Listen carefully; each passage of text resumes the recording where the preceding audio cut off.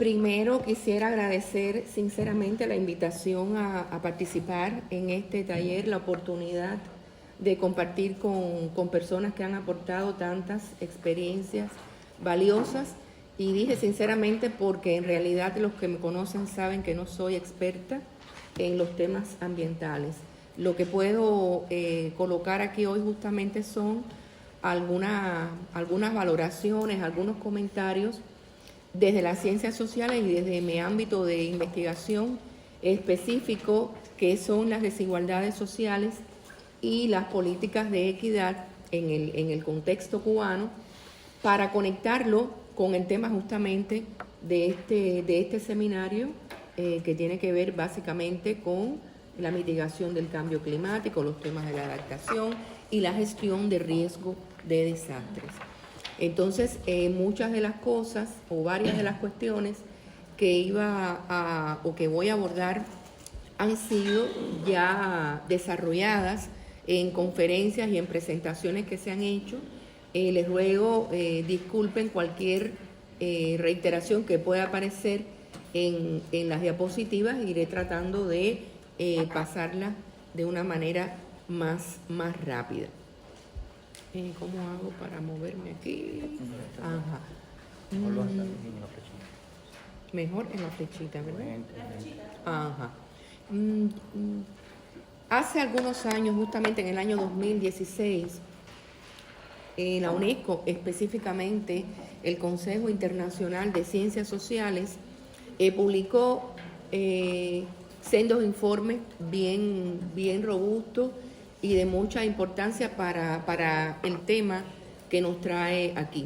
Uno sobre la relación de la conexión de las ciencias sociales con los fenómenos del cambio climático y como un tema global, ambiental, y otro relacionado con el incremento de las desigualdades sociales y la necesidad de proponer vías para afrontar esta situación y lograr un mundo más justo y equitativo. Dos comentarios respecto a esto. Primero, que más que un reto de las ciencias sociales, ambas cuestiones constituyen retos para la humanidad, para el desarrollo de la humanidad. Y segundo, que aunque fueron elaborados como informes independientes, pues hay una conexión evidente entre ambos fenómenos y esto ha ido apareciendo en las presentaciones que se han hecho aquí. Es decir, no está desconectado el tema del cambio ambiental y sus efectos y el tema del incremento de las desigualdades. En ambos casos estamos frente a fenómenos muy complejos, fenómenos que no pueden ser abordados desde una única disciplina, fenómenos que rebasan un espacio local, territorial y se trasladan a todo el ámbito transnacional, incluso planetario. Y también habría que apuntar que a pesar de esto, en lo cual casi todos coincidimos, se mantiene una organización social de las ciencias y del conocimiento que aún resulta excesivamente fragmentada y compartimentada para afrontar estos fenómenos. Por el contrario, y al parecer se desarrollan cada día más alternativas que revierten esta situación, pero que aún no son asimiladas por las ciencias. Son alternativas que proponen, en síntesis, distanciarse de esa fragmentación disciplinar y, por el contrario, colocar el énfasis en los abordajes inter y transdisciplinarios, en conocimientos que sean pertinentes a determinados espacios y realizados incluso por las personas que viven y trabajan en esos espacios, es decir, el conocimiento situado, contextualizado, metodologías que le den voz a las personas que trabajan, que viven en esos espacios, aportando además sus saberes. Y también una alternativa importantísima es la bioética, específicamente la bioética global, también la bioética de protección que coloca en la mira justamente la protección de la vida. Entonces estamos enfrentando como estas paradojas, ¿no? La manera en que estamos viendo estos fenómenos aún y las alternativas y las contradicciones que esto pueda tener. ¿Qué hago, Breto? ¿Reinicio? ¿Dice? No. Dile más claro. No. Ahora no.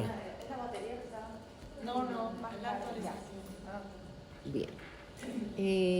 Aquí retomo algunas de las propuestas que nos pueden ayudar a completar esta visión compleja de los fenómenos que hemos estado abordando aquí. Bueno, ya como hemos dicho, son fenómenos multidimensionales, contextuales. También estoy colocando el enfoque de equidad, porque nos permitiría apuntar la idea de que, aunque son fenómenos que están afectando a todo el planeta y a todas las personas y a todos los grupos sociales, no tienen el mismo impacto en dependencia de la situación que ellos tienen, y aunque estemos ante la imperiosa necesidad de asegurar de manera igualitaria derechos básicos o esenciales de las personas, al mismo tiempo estamos ante la necesidad de colocar acciones que tengan en cuenta la diversidad de estos grupos sociales.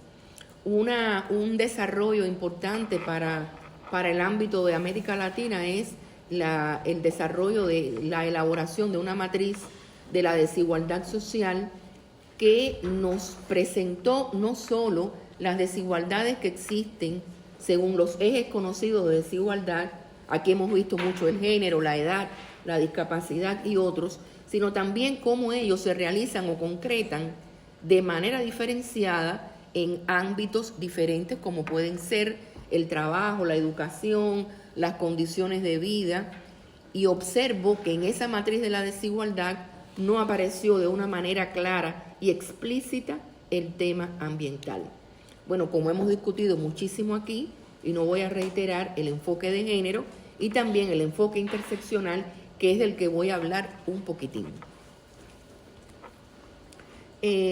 Como ya dije, las desigualdades y las inequidades, aunque impactan en todo el planeta y en todos los grupos sociales, tienen un mayor impacto desfavorable en algunas personas y en algunos grupos sociales. Incluso pudiera hablarse de una articulación, de una relación de causalidad no lineal entre los temas de pobreza, desigualdad y los impactos del cambio climático. Digo no lineal y por el contrario recursiva, porque no es solo que la pobreza y la desigualdad estén provocando un mayor impacto desfavorable en el medio ambiente, sino también que estos problemas están reforzando las situaciones de pobreza y desigualdad que existen. Frente a esto, pudiéramos preguntarnos, tal como hemos discutido aquí y han expresado diferentes colegas, ¿por qué es pertinente el enfoque interseccional para el abordaje de estos fenómenos? O dicho con otras palabras, ¿qué nos puede aportar el enfoque interseccional? He anotado algunas cosas y seguramente ustedes podrán anotar otras.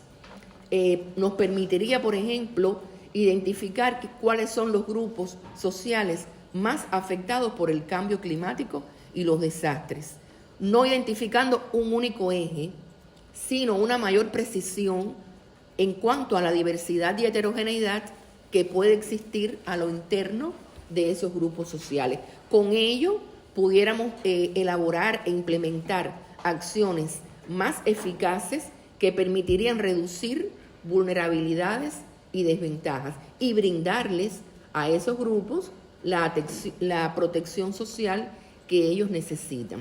Como el enfoque interseccional toma en cuenta las identidades y las experiencias que se van conformando a partir de diferentes ejes de desigualdad, permitiría entonces, a partir de ese reconocimiento, potenciar una mayor participación social de esos grupos en la gestión de los desastres y diseñar estrategias diversas, sobre todo aquellas estrategias que consideren cómo en cada espacio local territorial se están articulando esas múltiples formas de opresión que no se manifiestan por igual en todos los espacios y localidades.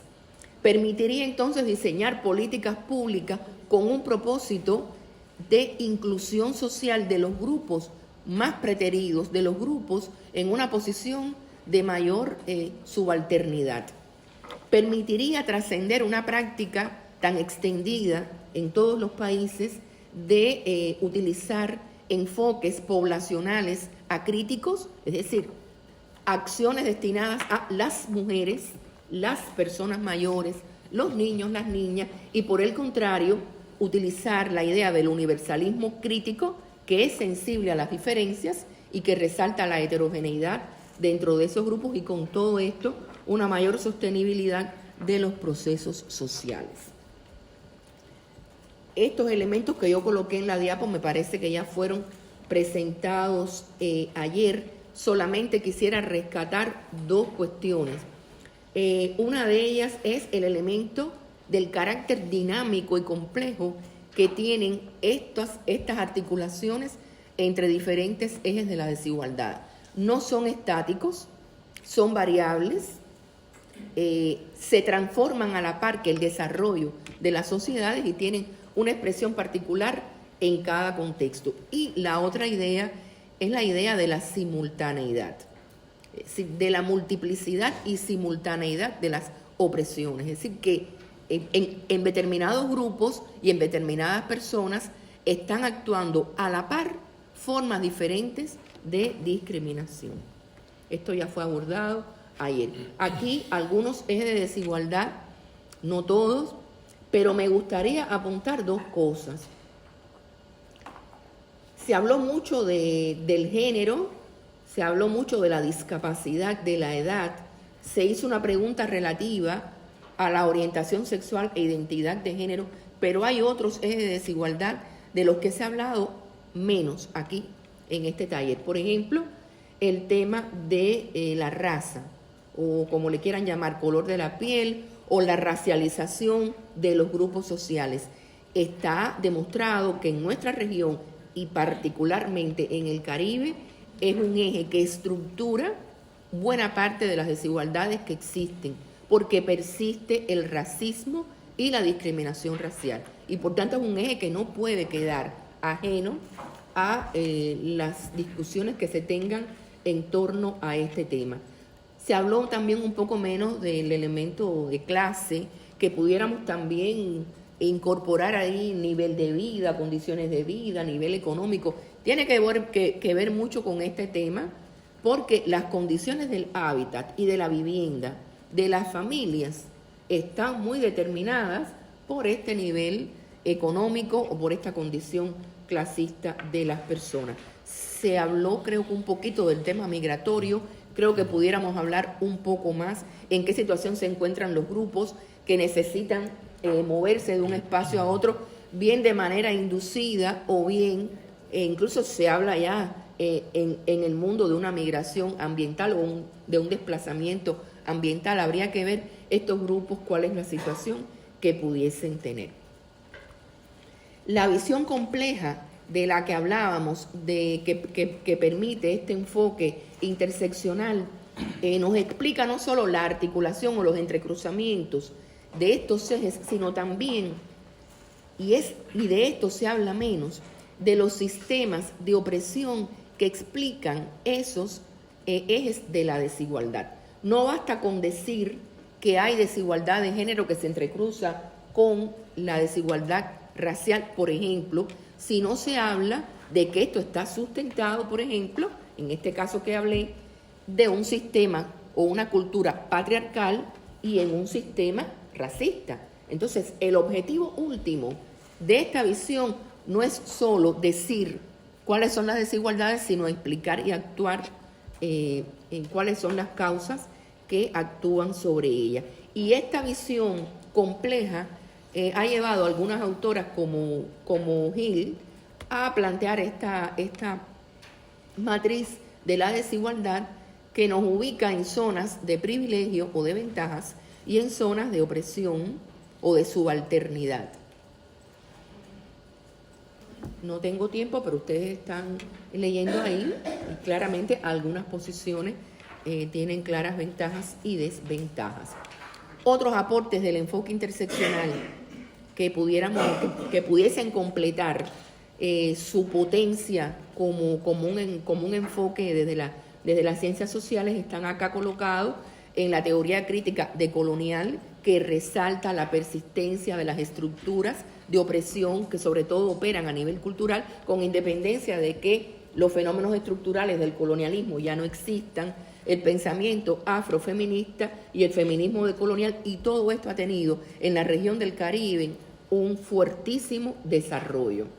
Creo que se habló ya de la interseccionalidad como herramienta analítica, es decir, ¿para qué nos sirve? Para develar qué, y aquí un poco he intentado resumir como una herramienta para analizar desigualdades, desventajas, discriminaciones, para abandonar una mirada desde unidimensional o monofocal y transitar a enfoques complejos y ver entonces la diversidad, como dije, de los grupos sociales.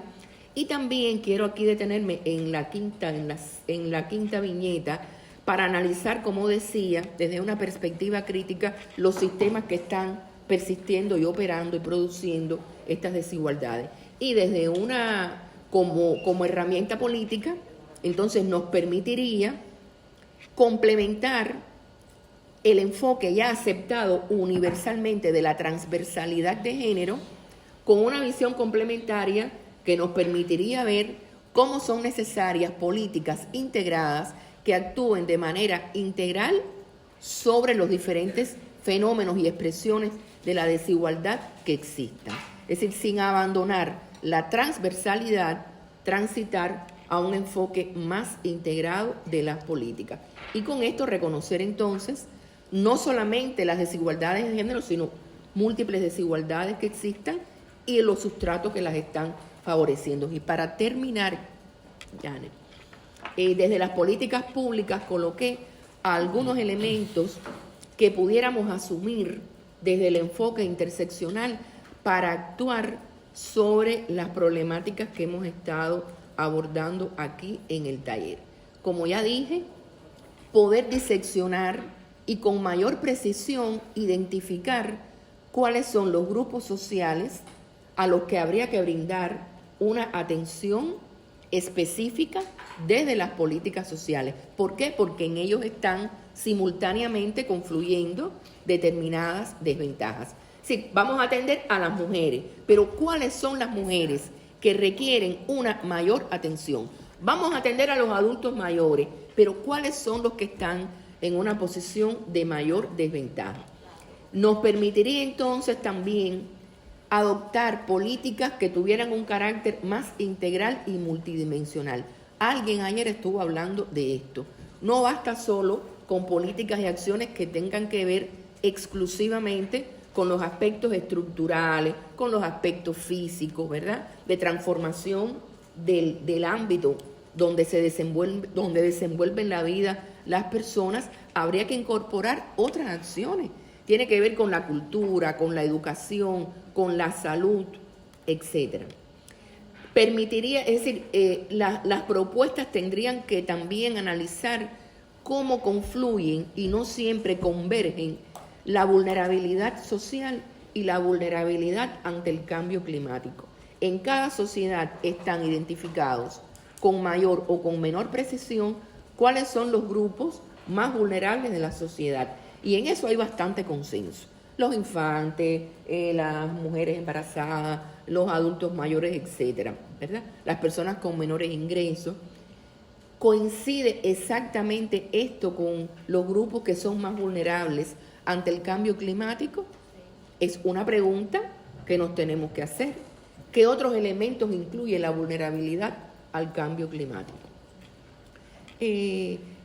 Una propuesta de política pública para atender este fenómeno, como ya dije, debería combinar transversalidad de género con el enfoque interseccional y no podría desconocer la actuación sobre los sistemas de opresión o los fundamentos estructurales que han propiciado que aún estos grupos se encuentren en desventaja. Y ahí sería su potencia crítica y de transformación social. Y también una propuesta de las políticas públicas, creo yo, pudiera fundamentarse desde una bioética de protección que coloca justamente en el centro la importancia de la reproducción de la vida y la preservación de los derechos de las personas y de los grupos sociales, pero en especial de aquellos que se encuentran en una posición de mayor desventaja. Hasta aquí. Discúlpense.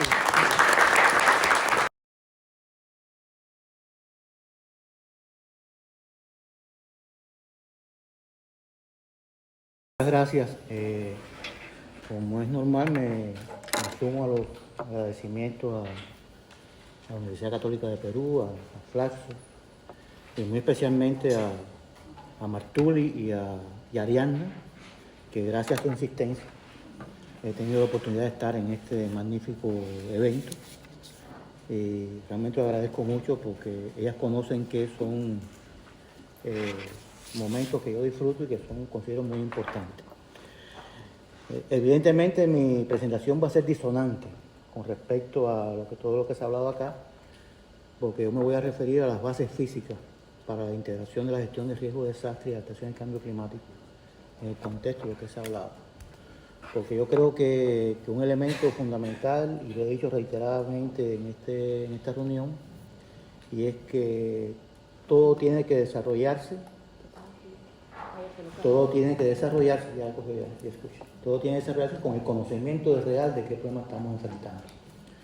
Yo, sin ser un experto en la materia, porque no lo soy, entiendo que la interseccionalidad se refiere a cómo factores sociales condicionan a una persona. O sea, la persona es fruto de la sociedad y guarda mucha relación con la conferencia que nos dio Alfredo con respecto a la salvaguardia.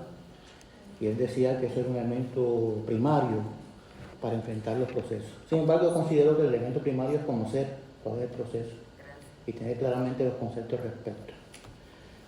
Y yo de una manera muy breve voy a referirme a algunos aspectos basados en mi experiencia, que es lo que se pide en este taller.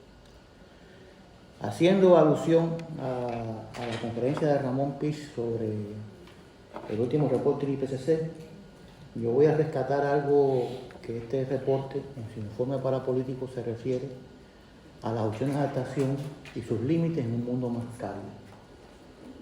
Porque, de hecho, el IPCC reconoce en su informe que las opciones de adaptación que son factibles y efectivas hoy en día se verán limitadas y serán mucho menos efectivas con el aumento del calentamiento global.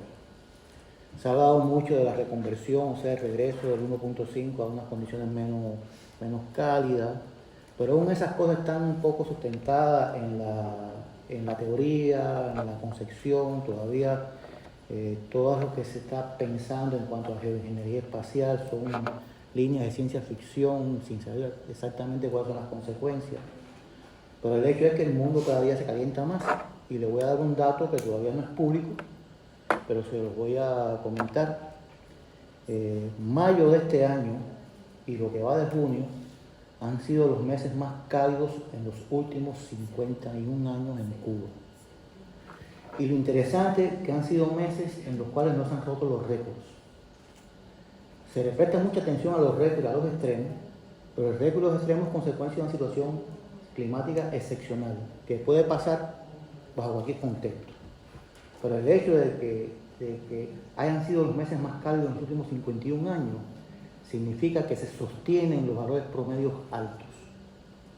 Y eso tiene una implicación severa para las cosas que estamos hablando. Es una noticia que le doy, que publicamos pronto públicamente. Y evidentemente llegar a este límite en que estamos casi rozando, yo decía el otro día que está estimado que en el Caribe, cuanto más en el 2038 se alcanzará el 1.5, hay modelos que lo refieren ya en el 2031 o 32, es una situación extrema. Y también se habla mucho del tema de la mala adaptación. Hay muchos ejemplos de adaptaciones que se están tomando que derivan de una mala adaptación como consecuencia de que no hay una adecuada interpretación del fenómeno. Yo he rescatado de un artículo de Martuli algo relacionado con la intersectorialidad, que yo creo que tiene que ver también con lo que estamos hablando, que se refiere a cómo las instituciones se coordinan para actuar en determinadas circunstancias, tratar los problemas vinculados a ciertos problemas. Yo creo que el mejor ejemplo que ha habido de cómo esto funciona es la COVID, porque la persona siempre actúa bajo situaciones extremas, con el ánimo de sobrevivir, de supervivencia. Pero esto, en la vida real, en mi experiencia atendiendo el tema del cambio climático, la tarea de vida, veo que nos falta mucho de integración. Hay una visión muy ministerial de los problemas. ¿Qué quiere decir esto? Por ejemplo, el Ministerio de Agricultura se ocupa de las políticas agrícolas de su ministerio, pero no ejerce su rectoría sobre la agricultura que hacen las Fuerzas Armadas, el turismo, la industria azucarera. Y eso pasa lo mismo en Cuba que en otros lugares. Y entonces esa visión ministerial limita la integración. Y la integración tiene que basarse en la integración de los conocimientos, de las finanzas, de cómo las finanzas garantizan que funcione el sistema. Por ejemplo, en el tema de los desastres hemos visto recientemente cómo los fondos de emergencia están claros. La manera como los seguros actúan bajo ciertas contingencias de desastre están claros. Pero no hay fondos destinados en el presupuesto del Estado en varios países para contemplar la prevención. Y entonces, por tanto, se obvia un principio que es el preventivo en el enfrentamiento de los desastres. Las políticas tienen que reflejar también el presente y el futuro. Y a veces no son totalmente coherentes ni son homogéneas a nivel de Estado, o sea, del país. Organización, partes interesadas y la sociedad, que es el eje fundamental, porque todo hay que verlo desde el punto de vista de que quien recibe el beneficio es la persona, es la sociedad organizada en familias, etc. Entonces esa integración se ve limitada porque hay visiones muy sectoriales. Lo que decía Marisa García el otro día, que los datos son míos y no los doy porque son míos, da una muestra de un problema que está lastrando el enfrentamiento a este problema y su conocimiento de una manera de vida. La mala adaptación no solo es consecuencia de estar en un extremo límite de comportamiento del clima, también depende del conocimiento del cambio climático y de entenderlo, entender que en sus límites es una ruptura con el pasado climático que conduce a un cambio en la vida, porque si aceptamos que el clima es un factor regulador de la vida y cambia el clima, por tanto nuestra vida, nuestros patrones culturales también cambiarán.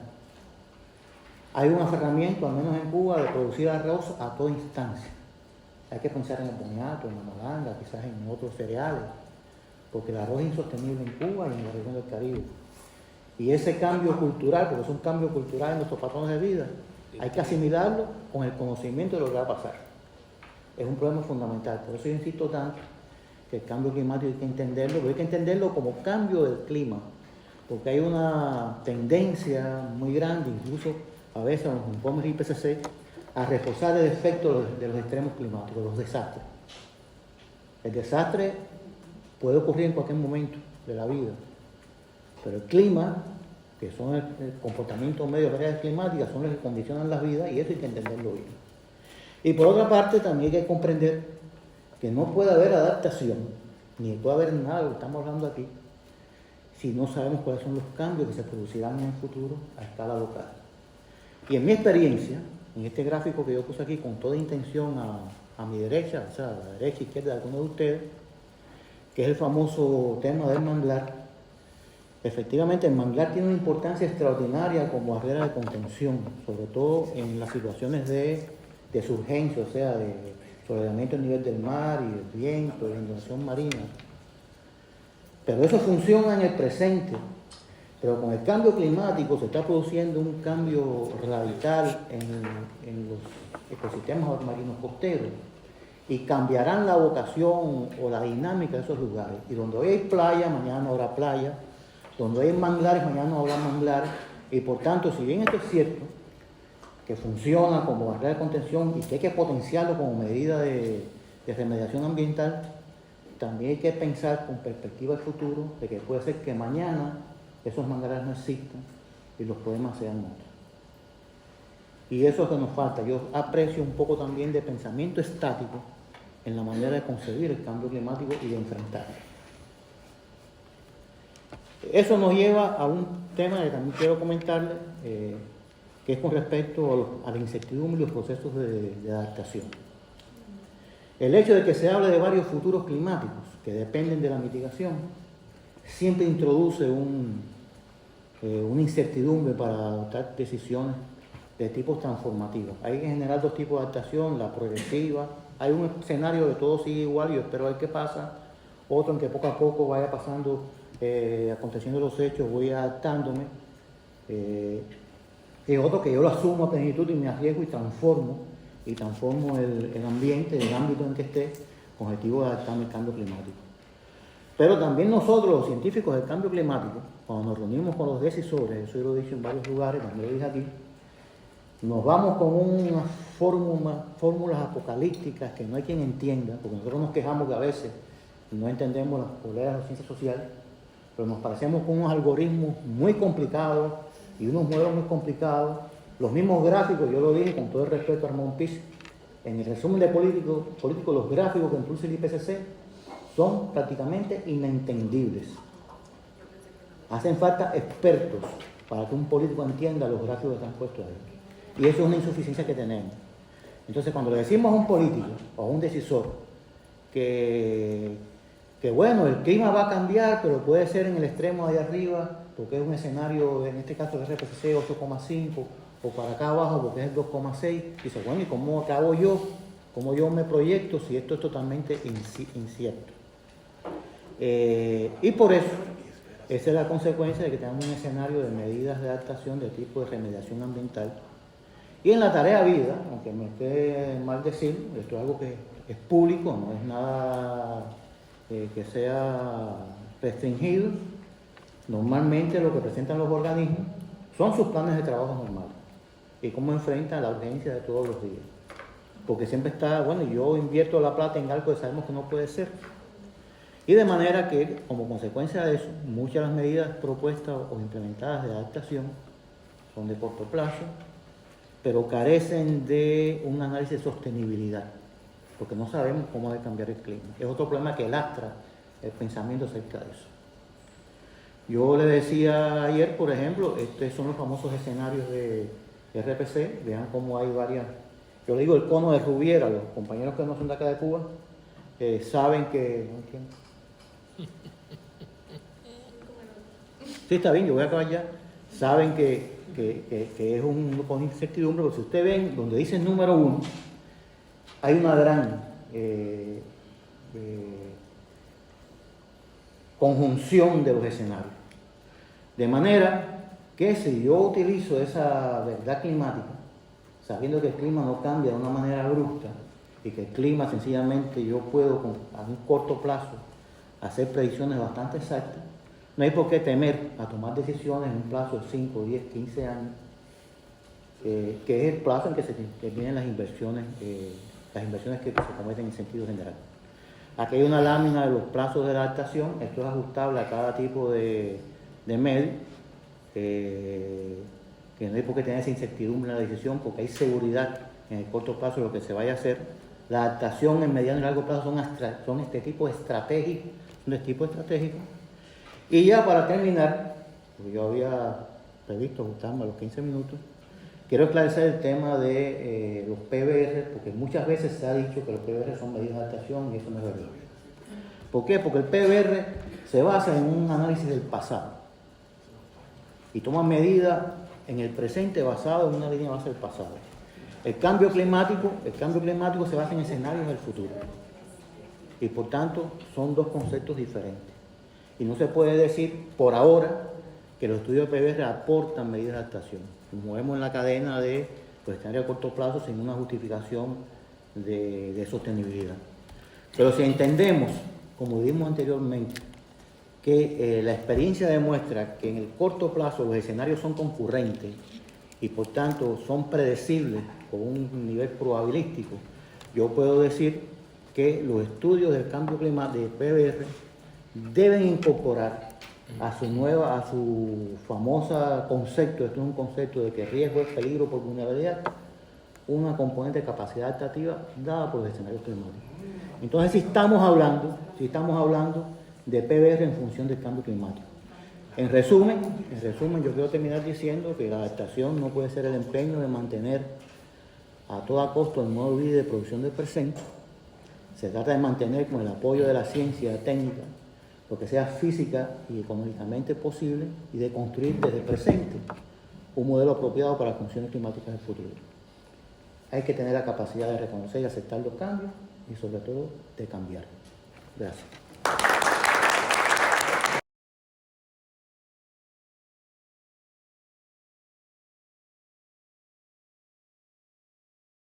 Y no voy a repetir lo que dijeron los compañeros sobre el agradecimiento por estar en el evento, pero sí agradecer a los organizadores por haberme ubicado en una mesa con tan prestigiosos panelistas. Y tengo cronómetro, pero de todos modos me vas avisando. Nosotros estamos acá representando a la Plataforma Articulada para el Desarrollo Integral Territorial, que tiene una trayectoria que no la vamos a explicar, pero vamos a decir que hoy es una política pública que se encarga de poner en el territorio todo lo que se ha hablado. O sea, aquí todos los que han intervenido en los últimos días, o en los días que llevamos acá en el evento, han hablado de trabajar para que se logre adaptarse, mitigar los impactos, resolver problemas que hoy están presentes en las comunidades y que van a estar después afectándonos cuando sintamos con más fuerza los efectos del cambio climático. Bueno, a nosotros desde la posición de gobierno nos toca aglutinar todo eso y hacer realidad en cada territorio lo que se ha estado diciendo acá. Y estoy pasando rápido esto porque quiero solo centrar en que PADI es una plataforma de actores y recursos en función de la política pública de desarrollo territorial de Cuba. Y la doctora Zavala hacía algunos apuntes de qué debía ser política pública. Cuando nosotros hemos decidido adoptar un sistema de dirección por estrategias en el país y hemos estado hablando de la necesidad de hacer la estrategia de desarrollo municipal, entendiendo el municipio, tal y como dice nuestra Constitución, como el eje fundamental del desarrollo del país, estamos diciendo que en esa estrategia tienen que estar bien declaradas cuáles son las políticas públicas que vamos a adoptar en cada territorio, teniendo en cuenta las características de cada grupo, como decía la doctora, y por supuesto que esas políticas nos impondrán entonces el desarrollo de determinados programas y como vías de solución para esos temas que se vayan identificando van a estar los proyectos que se decidan en cada uno de ellos. PADI tiene de manera general dos prioridades estratégicas que tienen que ver con la gestión y gobernanza institucional multinivel y con el financiamiento al desarrollo económico y social. Pero PADI necesita una estructura organizativa y por eso en el país se ha decidido a partir del año pasado crear una estructura que se ha denominado Dirección de Desarrollo Territorial cuando estamos a nivel de provincia y las direcciones de desarrollo municipal en cada uno de los municipios del territorio, que básicamente tienen la gestión del desarrollo territorial propiamente dicho y un área, departamento, que se encarga de visualizar, levantar y tener claro a qué se dedica y qué es lo que hace y cuánto aporta al territorio los nuevos actores económicos que se insertan en nuestro quehacer cotidiano. En el caso particular de La Habana, que es la Dirección de Desarrollo Territorial que represento acá, tiene además una sección que se encarga del monitoreo, el seguimiento y la evaluación de ese desarrollo que estamos diciendo. Ahora, aquí hay una breve caracterización de qué es La Habana. Yo solo voy a decir que La Habana tiene el 0,7% de la superficie total del país y en ella habita el 19% de la población cubana. La Habana tiene que buscar mecanismos diferentes para enfrentar todo lo que sucede en una localidad, porque La Habana es hoy la segunda ciudad más densamente poblada del Caribe. Tiene problemáticas que no enfrenta a nadie, en ningún otro lugar del territorio. Y para beneplácito nuestro, La Habana también es una ciudad en la que la mayoría, el 52,3%, son mujeres. Eso impone también a los gobernantes un reto. Ahí hay otros datos, la presentación se queda. Esta diapo está dedicada a mostrar que estamos en un contexto en el que hay un marco jurídico que nos permite trabajar todos los temas de los que estamos hablando, y que a tono con ese marco jurídico en La Habana se están haciendo un grupo de cosas, y entre ellos están los proyectos de colaboración que se ejecutan. Ahí se destacan varios de ellos. El trabajo que se hace hoy en la Avenida Italia, que es un proyecto con un financiamiento millonario en función de transformar ese territorio, el corredor cultural de Calle Línea. La inclusión del municipio de Guanabacoa en el programa de municipios sostenibles, que tiene que ver con el programa indicativo plurianual de la Unión Europea en Cuba. Aquí se ha hablado en estos días de dos proyectos insignes: el proyecto de neomovilidad, que nos vamos a referir un poquito más adelante, pero que es uno de los proyectos que más impacto ha tenido en la sociedad habanera en los últimos 2 años, y el proyecto Adapta Habana, que pudiera ser el mejor ejemplo para explicar lo que nos trajo a este taller. Pero nosotros no vamos a utilizar ninguno de esos dos proyectos para no repetir cosas que se dijeron. De esta diapo, remarcar que La Habana es la única ciudad del Caribe que forma parte del Pacto de Milán, que es un pacto de grandes ciudades en el mundo. Tiene 205 ciudades, y que está encaminado a garantizar sistemas alimentarios urbanos sostenibles. En ese camino andamos también con los trabajos que hacemos en función del desarrollo. Ahora, para hacer realidad todo esto, y ya que hablé ahorita de estrategias de desarrollo,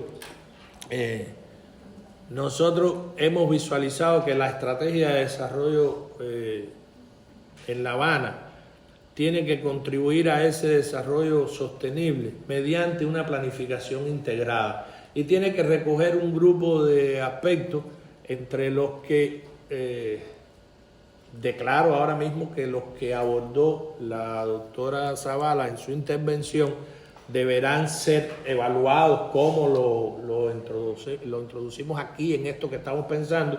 Pero para nosotros es importantísimo que la participación ciudadana sea amplia, que logremos que la estrategia nazca de las comunidades y que haya un intercambio entre los grupos de expertos y los ciudadanos, que son los que van a implementar esas estrategias. Haremos de verdad un desarrollo sostenible en cualquier lugar si y solo si los actores principales participan en la construcción de esa idea que queremos desarrollar. Bueno, el desarrollo menos intenso en carbono fue abordado con claridad ayer en los temas estos del proyecto Neomovilidad. Nosotros estamos trabajando a tono con una de las legislaciones ya vigentes en el país en implementar los principios de circularidad, y estamos trabajando la transformación digital, la financiación para el desarrollo y todo lo que tenga que ver con innovación estratégica como catalizadores para lograr el cumplimiento de esos objetivos. De manera transversal y con acciones específicas, entonces se integran los enfoques de equidad, inclusión social y género en esa planificación urbana que estamos haciendo, porque aquí se ha hablado bastante del plan de Estado que todos conocemos como Tarea Vida, pero también hay un plan de Estado para implementar la nueva agenda urbana en el país, y en La Habana, por supuesto, tiene sus particularidades. Y nosotros en todo esto estamos diciendo que hay que potenciar, hay que empoderar a las mujeres y a los jóvenes. De manera general, la doctora se refería al fenómeno de la migración. Nosotros tenemos que lograr que los jóvenes cubanos vean en nuestro país un futuro de vida, vean un proyecto de vida alcanzable, porque si no logramos eso, se nos va a seguir yendo la fuerza de trabajo que va a sustentar el desarrollo de este país en los próximos 30 años. Entonces, a modo de ejemplo, nosotros hemos escogido otro proyecto. otro proyecto de los que está en ejecución, que se llama Promoción del Desarrollo Territorial Inclusivo, Equitativo y Sostenible de La Habana. Este proyecto tiene como objetivo mejorar las condiciones de vida de la población, promoviendo ese desarrollo equitativo, inclusivo y sostenible, y es un proyecto que comenzó en este 2023 y que debe durar 4 años. Voy a hacer alusión a los objetivos específicos que tiene, pero sobre todo a los resultados que se pretenden alcanzar en cada caso.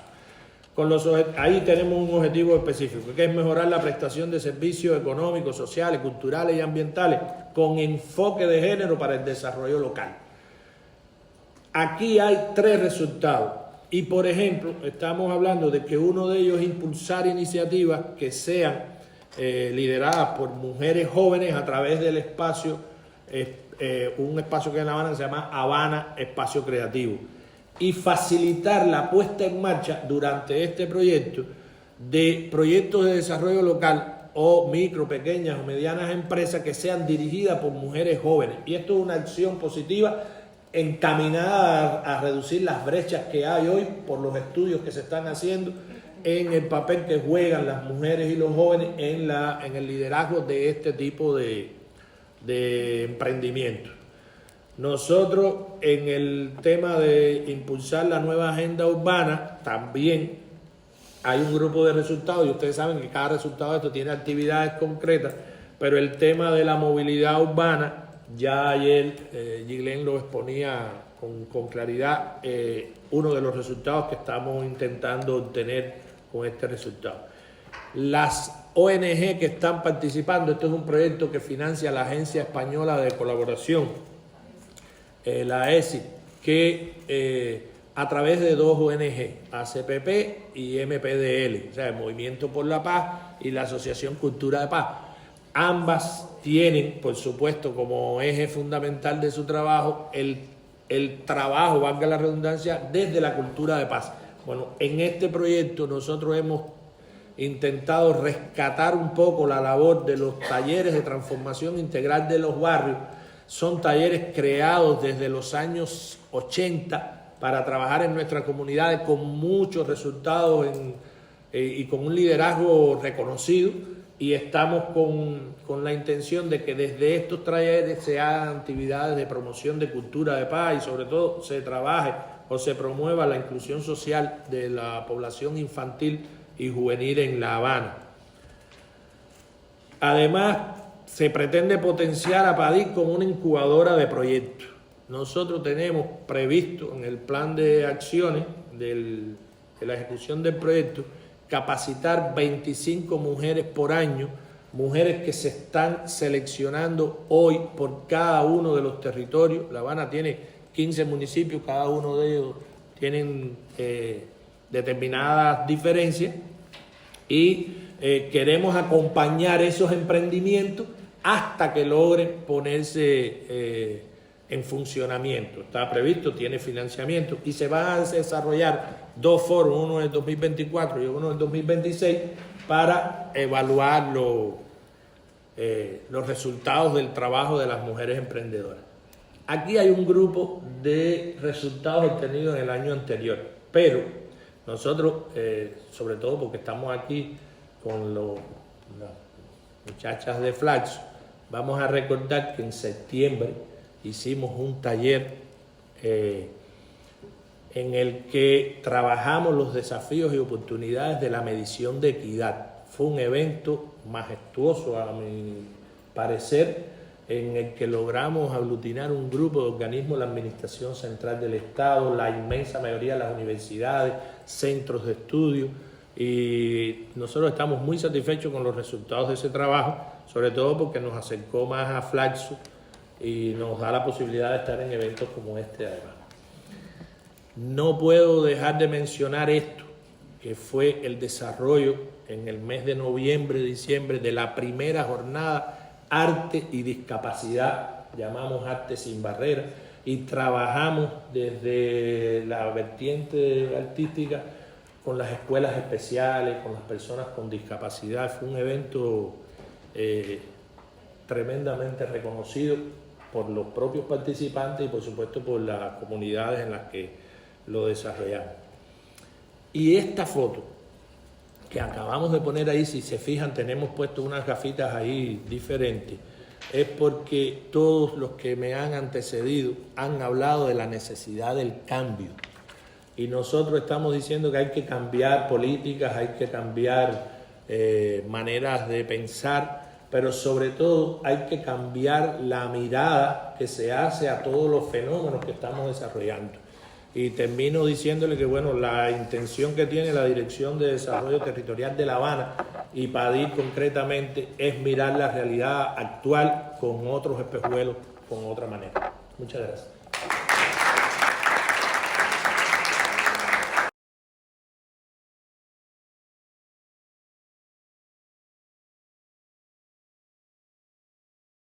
Bueno, una vez más, muy buenos días y gracias a Flaxo y a los organizadores por estar aquí. A muchos de ellos los conozco. En algún momento pensé que como teníamos muchos invitados del Caribe y salió más o menos la presentación en inglés, pero son cosas que todos ustedes dominan, que son los programas de la Fundación y algunas cosas que queríamos compartir. Y entonces me siguen por la voz y compartimos por lo demás. Bueno, yo creo que soy como el único representante de la sociedad civil cubana,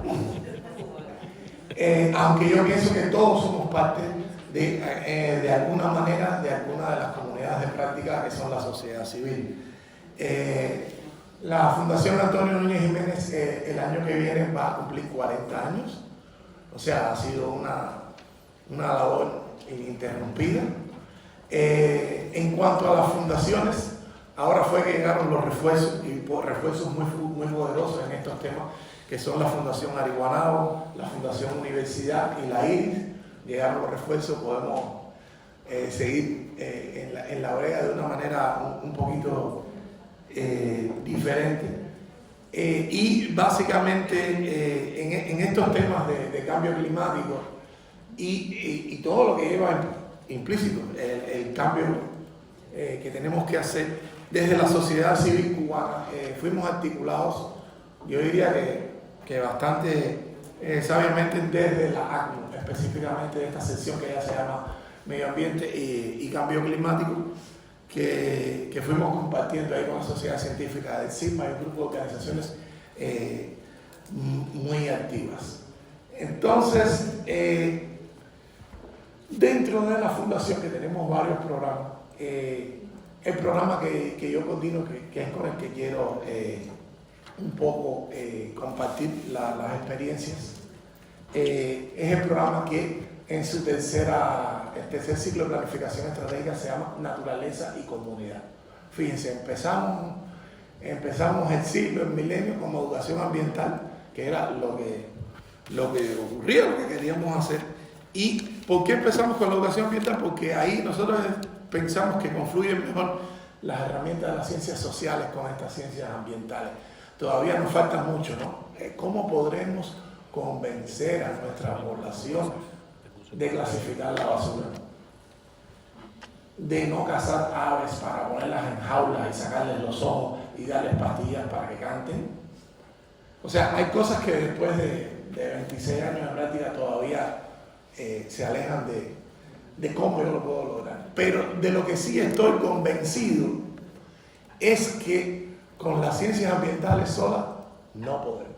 Y que si hay algo que puede cambiar o inducir cambios en el comportamiento viene de las ciencias sociales, de la psicología, de la organización, y ahí es donde hemos estado aprendiendo todos de manera horizontal, descentralizada, aprendiendo conjuntamente y apropiándonos creativamente de muchas de esas ideas. Ahí lo es, contribuir, el granito de arena que decía Tony, a través de acciones, proyectos, desde la educación ambiental, la investigación, acción participativa, al desarrollo comunitario y a la participación ciudadana activa. Si no tiene el apellido de activa es muy difícil. Y han habido varios ciclos y en algunos momentos apreciamos desgaste, la situación económica que impone otras cosas que son muy difíciles, pero igual, queremos conservar la biodiversidad, queremos conservar los ecosistemas, pero queremos conservar los medios de vida. Y eso quería decir una cosa aquí, que a veces la gente piensa, bueno, ¿qué pasa si se extinguen los peces? Porque tenemos un problema grandísimo con los peces y por ahí nos siguen repitiendo, el mar está lleno de peces. El mar cubano no está lleno de peces. Eso es ciencia constituida. Estamos en un 70% del colapso de los stocks. Y Plana no lo puede decir, esa temperatura del agua está haciendo que muchas de las especies que migran se nos vayan para el norte antes de llegar a Cuba, la cojinúa, eso vaya. Ahora, ¿cómo explicamos estos fenómenos complejos? Para que no se sigan diciendo cosas del lado de allá y del lado de acá que no se corresponden con lo que está demostrado científicamente. Pero si se acaban los peces, se acaba el modo de vida del pescador. No solo se fueron los peces, sino se fue una manera de utilizar el recurso por las personas. Y una comunidad de pescadores sin peces y sin pescadores es como las comunidades con los centrales cerrados. Vamos, y no voy a entrar mucho ahí. Entonces, en las líneas estratégicas, ustedes saben que es un delay, que el electrón llega. Entonces, de las líneas estratégicas que nos fuimos poniendo, ¿no? Voy a empezar incluso de abajo para arriba. Ese desarrollo comunitario endógeno no se puede pedir de pronto. Utilicen los recursos internos, porque es que realmente hay una extracción de esos recursos naturales que tiene una subordinación nacional y provincial que no se queda ahí, que no se comparte ahí. Pero si hay algo que para nosotros ha sido fundamental, es lo que empezamos diciéndole que era la promoción del diálogo. Ahora le decimos la transformación del conflicto, ya no es la mediación, hay que transformar. Y hay conflictos por los recursos naturales, por el desarrollo, y sigo poniendo el ejemplo del mar y la costa. Si se cierra el central, si se cierra el taller, si se cierra el puerto, y usted está en la costa, para donde se va a tirar es para el mar. Porque está ahí y todavía le queda algún pulpito, le queda alguna langostita, y entonces, y ahí comienza el conflicto. ¿Quién es el dueño del mar? Y cito a Abel Betanzo del CIRPO, que él es mi amigo, ¿sabe? Y él dice, los dueños del mar son las comunidades y los gobiernos municipales, no el Ministerio de Alimentación. Entonces, eso va llevando a una serie de temas donde lo vamos viendo uno a uno. El otro tema que yo diría que es la guinda de este pastel es que por mucho que nos reunamos, si no logramos comunicar efectivamente lo que está sucediendo, no hacemos nada. Hasta que uno de estos conflictos latentes no llega a la palestra pública, en la comunicación no suena. Y decimos, después, ya después hay que montarse a la red. Quizás voy a poner un ejemplo porque Breto me dio la pauta. En el caso de La Habana, que llevamos muchos años trabajando, durante los últimos 4 años nosotros hemos trabajado en la iniciativa Pro Arbolado. La iniciativa Pro Arbolado trabaja con el arbolado viario y el arbolado de La Habana, que esa cantidad de personas en ese espacio necesitan desesperadamente esos árboles, hasta para hacer una cola en una parada. Y realmente desde 500 veníamos, vamos a sembrar, vamos a prepararnos, vamos, entre los ciclones, este ciclón que nos tumbó unas cuantas cosas, y los daños acumulados, y el arboricida, o sea, las personas que activamente odian los árboles y le echan los brillantes y los cortan y los queman, crearon un problema grandísimo ahí. Pero ya tenemos con Tatiana un grupo provincial de arbolados, porque realmente la situación se volvió crítica. Entonces, a partir de ahí, hasta que eso nos salió en el grupo de Facebook, en redes sociales, decíamos, estos son los grupos, los públicos meta, los grupos meta con que nosotros trabajamos. Hace mucho tiempo que ha habido que abandonar aquello que se llamaba población en general. Eso no es nada. Y no tenemos los no sé cuántos millones para incidir sobre la población en general. Hay que escoger públicos metas y comenzar a trabajar con ellos. Ahí yo no pongo números, ven los investigadores, los profesores universitarios, los estudiantes, no es que estén ahí de penúltimo, sino que son uno de los grupos claves con los que tenemos que trabajar en los programas. Y estos también son varios de los mensajes. La naturaleza es caprichosa. Esa foto que ven ahí Es la última o la pluvicilva amazónica más al norte del mundo, que tenemos responsabilidad sobre ella, pero debajo de esa pluvicilva está el 25% del níquel y un por ciento importantísimo del cobalto. ¿Qué vamos a hacer? Aquí en Varadero está el petróleo y está la playa linda. ¿Qué hacemos? ¿Con cuál de las dos nos quedamos? Con ninguna. Entonces, ese tipo de decisiones las personas necesitan. Y la idea de la armonía entre la sociedad y el ambiente es absolutamente importante de nosotros. Pero que la comunicación tenga un valor educacional o educativo es muy importante. Que si la conservación de la biodiversidad no ocurre en paralelo con la mejora de las condiciones de vida de las personas, vamos a tener cazadores furtivos, pescadores furtivos, taladores furtivos, y ahí vamos a seguir teniendo más conflictos por el uso. A partir de aquí se fue generando una filosofía de trabajo donde trabajamos en las comunidades locales, pero buscando iniciativas. Fíjense que decimos iniciativas porque muchos proyectos se proponen de pronto alternativos, medios de vida alternativos. ¿Cómo uno logra un medio de vida alternativo si no tienes una iniciativa, si no tienes una propuesta, si no le evaluaste la factibilidad? Y muchas veces el proyecto llega a imponer. Y realmente la idea es que las personas tienen que mirar dentro y proponer, y de esa lista de iniciativas locales quizás nos salga una alternativa. Evaluamos 10 y salen 2. Pero ya muchos proyectos desde su formulación tienen la alternativa metida ahí adentro. Y eso en las comunidades no camina muy bien.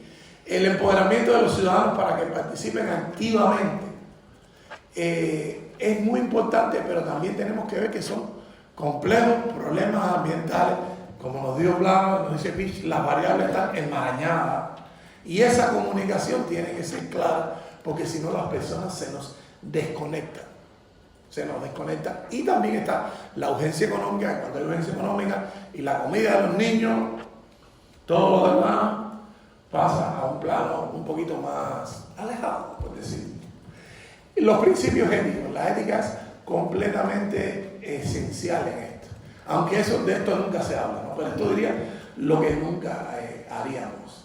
No puede haber resiliencia si las condiciones de vida no mejoran. Puede ser resiliente con una casa de guano, usted la ama y la desarma 1000 veces, pero ¿por qué vivir en una casa de guano? ¿O cuál es la razón? Entonces, hay varias cosas que están dentro de la mente y yo no puedo cerruchar la cabeza a la gente y yo lo que tiene adentro. Pero realmente ahora hay mucho paquete, hay mucha comunicación, mucha televisión y todo el mundo ve cosas y quieren cosas. Entonces hay que ver cómo se va trabajando de una manera diferente. ¿Cuáles son los productos de lo que hemos trabajado? Y Martuli lo sabe que nosotros somos malísimos escribiendo, malísimos. Martuli nos pide, voy a hacer la revisión, nos pide, pero nosotros nos perdemos en el hacer y en el querer y hay que sentarse ya. Por suerte, Robertico lo hemos organizado, Regirma, y nos fuimos viendo. Entonces yo diría que en lo escrito estamos un poquito más flojos, pero en los audiovisuales ya vamos por 16 videos, 3 manuales, los libros de permacultura sí han salido y sobre todo las campañas de la televisión pública. No sé si se acuerdan de Repite Conmigo, la campaña Se Cambio, la iniciativa Se Cambio, la voy a decir porque me quedan 3 minutos. Se Cambio o Se Cambio, como le decimos nosotros, es cambio climático, comunidades y biodiversidad. Por ese orden, porque para nosotros la comunidad es el tejido que va a lograr preservar la biodiversidad y resistir al cambio climático. Y entonces le hemos puesto, eso tiene una mano de lo más bonita, por ahí nos dice trabajar. Y ahí es donde pienso que ha estado el fuerte de la Fundación, en el trabajo comunitario y en la comunicación de los problemas que vemos. Todo el mundo vamos a ver el tema de los ecosistemas y en la agricultura que se tocó está el tema de los cultivos. Entonces, siempre las comunidades que nos salen para el trabajo de nosotros es la comunidad que está cerca del manglar, la comunidad que está cerca del área protegida, la comunidad que está en la pesca, en el caso de la agricultura, las comunidades cafetaleras, las comunidades de cacotera y la del coco. Y yo digo, no podemos cambiar eso.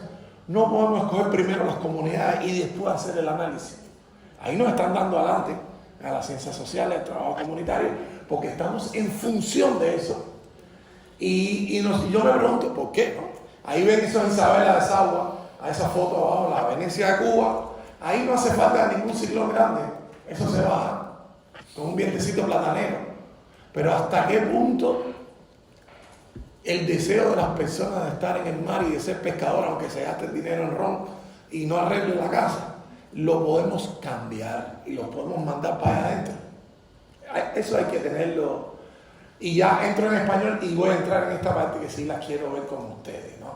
O sea, por ahí la colega Nica nos hablaba de la exposición a la amenaza, pero el cambio climático significa que la amenaza se exacerba. Y no es un ciclón, es los vientos, el agua, los milímetros, lo vimos con estas lluvias ahora. Y que los valores culturales y los modos de vida tienen que estar medidos en las medidas de adaptación. Si la medida de adaptación que proponemos está en contradicción total con la cultura, créanme que se muere por la resistencia al cambio. Igual seguimos pensando en la tipología de las casas, la relocalización, casi todas las recuperaciones. ¿Cuántas casas reconstruimos? ¿Cuántos techos pusimos? Eso es una partecita, aunque a todo el mundo le golpea, pero es una parte. Y la otra es el sesgo del dinero del cambio climático hacia la comunidad costera. Las comunidades de montaña y un poquito más adentro tienen que prepararse para recibir lo que se está abandonando ahora mismo en la costa. Y tienen tanto derecho a trabajar en proyectos y recibir dinero. Y entonces, digamos, a nivel de país debemos de compensar eso. Si no, todo el dinero va a seguir en el agua. Y cuando el agua avance, se va a quedar ahí. Más rápido me quedo un solo minuto. Ahí. Vamos. Las lecciones aprendidas. Las comunidades costeras tienen un problema muy grande, como les dije, pero tienen que ver mucho también con la parte económica. Ahí lo voy a leer, no lo voy a decir.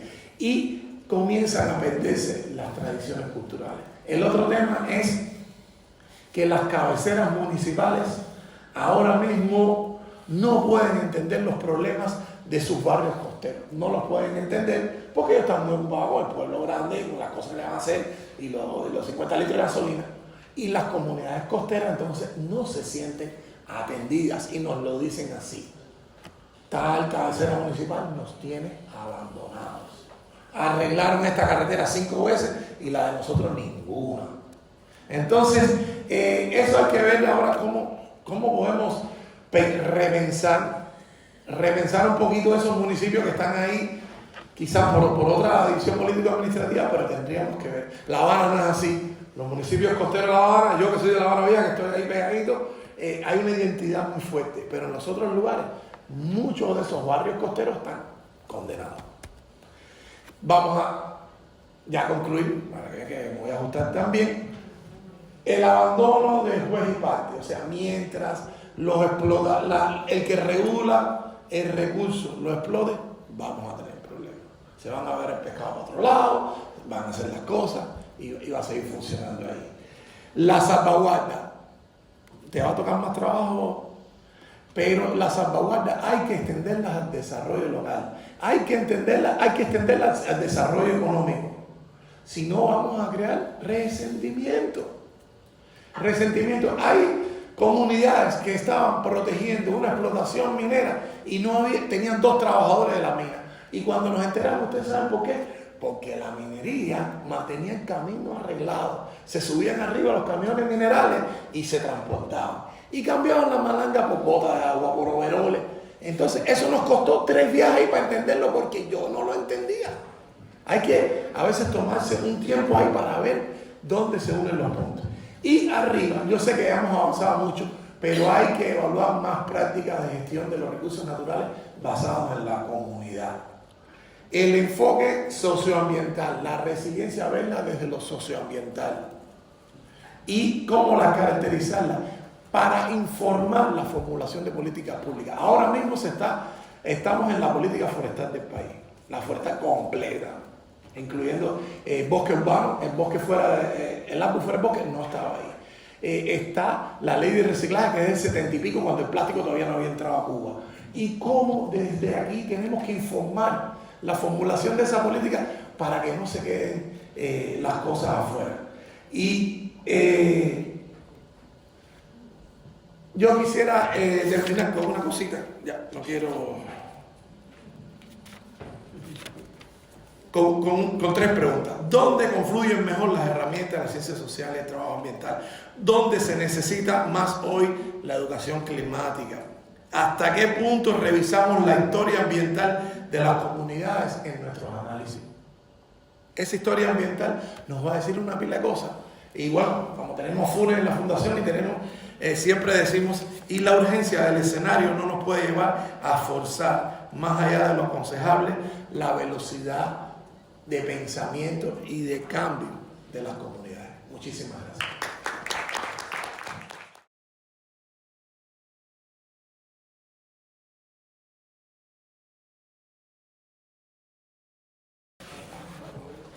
Buenos días.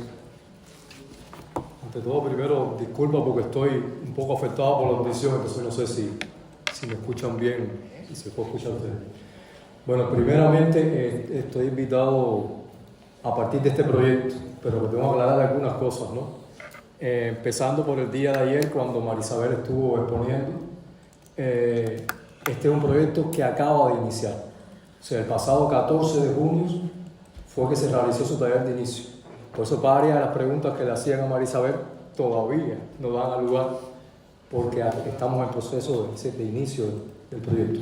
Y precisamente con el programa ustedes pueden mirar que el título en la presentación de Marisabel en el programa dice incorporando y no integrando. Ahí iniciamos un ejercicio ya muy democrático a la hora de traducir al español el título original de este proyecto, porque tiene esas dos acepciones, ese streaming cuando lo traducíamos y que pudiera adecuarse al proyecto puede ser incorporando o integrando. Pero en un buen debate, en un ejercicio colectivo, a través de un proceso muy democrático, terminamos con la palabra integrando. Yo solo facilité, porque pueden decir que indujo, pero eso es parte de este inicio de este proyecto, que bueno, ya se ha ido hablando en estos días sobre este proyecto como tal. Ahora, sí quería decirles algo. Así el proyecto inicia ahora, sí hay experiencia que abastece y el trabajo de diseño del proyecto para poder llegar a que Cuba se comprometiera con este gran proyecto en cuanto a impactos que tiene que generar para el país. En mi caso personal, sin saber que estaba entrando en el tema de interseccionalidad, en el año 2002, cuando defendí mi tesis de licenciatura, a partir de un impacto causado en la estadística demográfica de Cuba, de que el municipio de Morón tenía en 1999 el mayor saldo migratorio de todo el país, con 1.185 personas, dado por la actividad turística que empezaba a tomar basado en la región priorizada de turismo Jardines del Rey. Terminé dentro de un proyecto de la Facultad de Geografía con el MINTUR, haciendo la tesis de licenciatura en impacto de la actividad turística en la estructura socioespacial del municipio de Morón. Sin darme cuenta, no tenía conocimiento que estaba introduciéndome en la interseccionalidad por desconocimiento, como geógrafo que no sabíamos mucho de esa parte y sin embargo uno se da cuenta de ese enfoque. Ahora, después de entrar en el Centro de Investigación de Ecosistemas Costeros fue cuando inicié mi línea, ya sea la gestión integrada, y ahí es algo de lo que hemos estado debatiendo hoy. Si bien hemos hablado mucho que aparte de su sistema natural hay que profundizar más en su sistema socioeconómico, sigue estando en la palestra de la humanidad como el analfabetismo funcional en su sistema jurídico administrativo.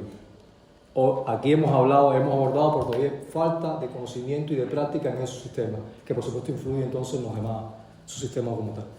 Y ayer la presidenta de la Agencia de Medio Ambiente, la doctora Marisa García, les explicaba que era el director técnico del proyecto Conectando Paisajes, y aquí tengo una de mis evaluadoras final que decía, ella reconoce el impacto de Conectando Paisajes, pero sin embargo Para mí la insatisfacción es que todavía, como lo dijo Martulli en el día de ayer, no hemos llegado a la transdisciplinaridad y el paisaje es un enfoque transdisciplinario. No solo por las cuestiones que lleva su dimensión física, sino sobre todo que en la dimensión cultural está en plenos vacíos de implementación. Me refiero, por ejemplo, a determinar algo que decía ahorita Roberto, bien la identidad del paisaje. La presidenta decía ayer en la parte perceptual, pero también está la parte de la valoración del paisaje. O sea, hay varios elementos culturales que todavía necesitan la intervención y la integración entre todas las especialidades para poder realmente estar haciendo estudios de paisaje. Y eso fue parte del déficit que conectando paisaje todavía, aun cuando la población asimiló el concepto, nos faltaba. Entonces, sí, ya directamente con el proyecto, lo que van a ver es una visión de corto, mediano, largo plazo que se aspira a alcanzar con este proyecto, que tiene directamente que ver con los temas que estamos abordando, porque es contribuir a esa sostenibilidad del turismo, pero con esta visión de poder incorporar, de poder integrar la conservación de la diversidad biológica en ese desarrollo sostenible conjuntamente con la mitigación al cambio climático. Ya bueno, de entrada, los dos ejes por los que este proyecto se aprueba es por el de diversidad biológica y por el de mitigación de cambio climático, en dos regiones o dos áreas de estudio. Un área de estudio en el centro norte de Cuba, del archipiélago cubano, y un área de estudio en la zona occidental, en la cual estamos en el día de hoy. De esta centro norte, en el centro de Cuba, estamos hablando de un área que pertenece al gran humedal del norte de Ciego de Ávila, que es un sitio raso, un humedal de relevancia internacional, donde Cayo Coco, como eje central de esa región, es donde más trabajo vamos a estar realizando, pero conjuntamente también con Cayo Guillermo por los valores que tienen ambos cayos. Pero es un proyecto que trabaja no solamente la parte emergida, como decía Robertón, el mar, que hay que trabajarlo muy fuerte porque tenemos que lograr que los hábitats marinos se integren en el desarrollo sostenible del turismo. Conjuntamente, aquí la península de Icaco, lo que es la que muestra, Varadero, ese eje central para la otra región de estudio, que es en la que estamos hoy, o sea, estamos dentro del área de estudio de este proyecto. Exactamente este espacio está dentro de esa área de estudio que conforma el norte de la provincia de Matanzas. Quería mostrar precisamente, después de presentarle el norte de Matanzas, el área de estudio, este premio que se da en Latinoamérica a las mejores playas. Precisamente, la mejor playa del 2023 es un sector de Varadero. El antiguo Hotel Internacional, cuando fue demolido, nos fue llamado un grupo de especialistas cubanos para poder rediseñar el paisaje de esa zona costera. Y precisamente hoy, esos resultados es lo que le ha avalado para que obtuviera este premio en el 2023, el sector del Hotel Internacional de Varadero. Entonces, entre los cambios de paradigma, bueno, ya hablaba ya de su sistema jurídico administrativo, que es esencial, y ahorita en el componente 1 estaremos rápidamente abordando más sobre ello. Y también, disculpen, también es esencial ya de lo que puso Marisabel con el plan de acción de género, la cantidad de actores con los que vamos a intervenir en el proyecto. Después podrán ver al final el número de actores que intervienen en esta actividad. También, como ya les he explicado, que la actividad está referida a ecosistemas marinos, costeros, y vamos a estar profundizando cómo disminuir los gases de efecto invernadero. O sea, ya en el componente 3 estaré hablando rápido de ello. Y también todas las alianzas locales para los procesos participativos que debemos realizar. O sea, muchas de las cosas que se han hablado están abordadas en este proyecto. Lograr entonces de que los productos y servicios turísticos tengan toda esa integración de sostenibilidad, no solo del patrimonio natural y cultural, sino en todos los valores también sociales y culturales. También promover entonces en los sistemas de gestión integrados, certificar con sistemas de gestión integrados, que rápidamente después les hablaré. Y por supuesto, hablando ya de reducir las emisiones de gases de efecto invernadero, estaremos viendo algo que tiene que ver con resiliencia hacia el cambio climático para estas instalaciones y estos servicios turísticos que estamos desarrollando, acorde a los objetivos de desarrollo sostenible de las Naciones Unidas.